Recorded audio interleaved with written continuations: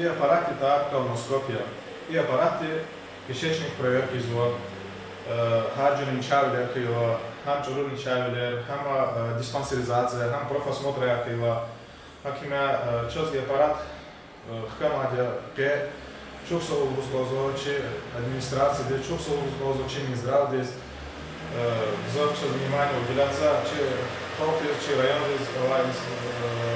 чи локализис шабурю диспансеризации профосмотра Лахаками начало Каила, сейчас уже ввели условия Акама и аппаратов на обследование. В нашем районе с каждым годом растет число больных с заболеваниями сердечно-сосудистой системы. И для диагностики этих заболеваний у нас до сегодняшнего дня был единственный ЭКГ-аппарат, который делает электрокардиограмму.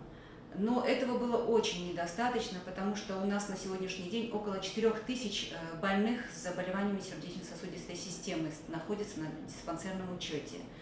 И, наконец-то, сегодня у нас очень знаменательная дата для нашей больницы. Мы получили эхокардиограф.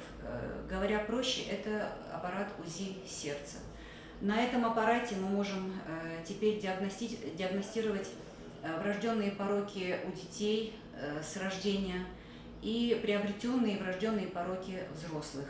Это пороки сердца, пороки клапанные и так далее.